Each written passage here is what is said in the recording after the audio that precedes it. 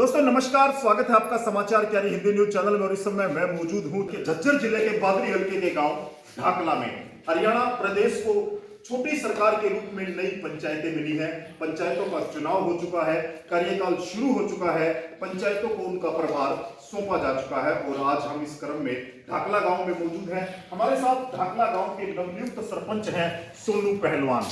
दोस्तों, सोनू पहलवान के निर्वाचन के बाद सालावास ब्लॉक में सर्वसम्मति से इनको सालावास ब्लॉक खंड का भी प्रधान चुना गया है, जिसमें 27 गांव आते हैं। और एक बड़ी जिम्मेदारी सोनू पहलवान के कंधों पर है। ढाकला गांव के विकास के साथ साथ सालावास ब्लॉक में पड़ने वाले 27 गांवों के सरपंचों को साथ लेकर के उनकी समस्याओं की लड़ाई लड़ना। तो आइए बात की शुरुआत करते हैं सोनू पहलवान ढाकला से। सबसे पहले तो प्रधान जी, आपको बहुत बहुत बधाई हो। भाई साहब धन्यवाद। और संजय भाई, समाचार क्यारी का मेरे गांव ढाकला में पहुंचने पर आपका बहुत बहुत धन्यवाद मेरे पूरे ग्रामवासियों की तरफ से। जी धन्यवाद। क्या प्राथमिकताएं रहेंगी? आप युवा सरपंच हैं और बड़े भारी मार्जिन से आप जीते हैं। गांव के लिए क्या आपने सोचा है, क्या परियोजनाएं?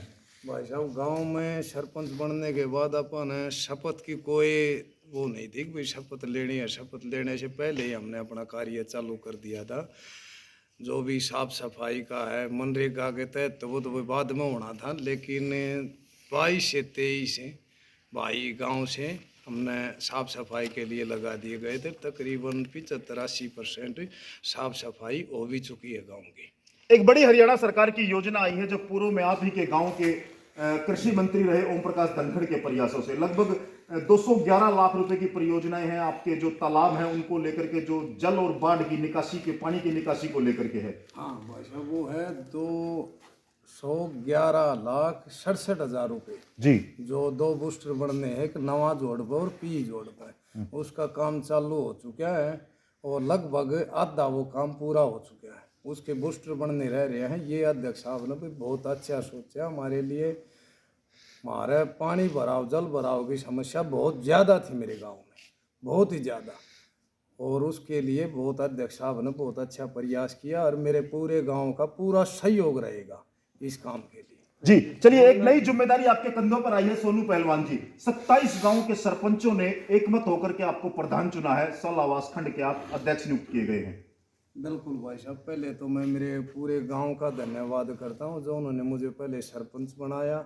और सरपंच बनने के बाद जो मेरी ये सोच आगे बढ़ी है, अब सालावास खंड का प्रधान बनाया हूं। सारे भाइयों ने 27 गांव में सर्वसम्मति से।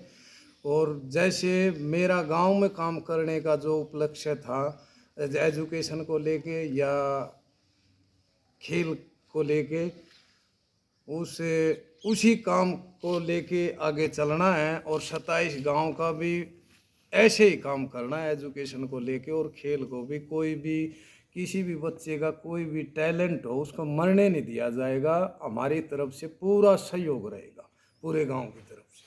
चलिए, नवनियुक्त सरपंच हैं, उत्साह से लबरेज हैं और इनका मानना है कि गांव में सबको साथ लेकर के, 36 बिरादरी के साथ लेकर के गांव में सहयोग किया जाएगा। बड़ी जिम्मेदारी है। सालावास ब्लॉक का प्रधान चुने गए हैं। अजय भाई, क्या कहेंगे? पहले सरपंच, फिर ब्लॉक के प्रेसिडेंट, और अब आगे क्या सोचा है?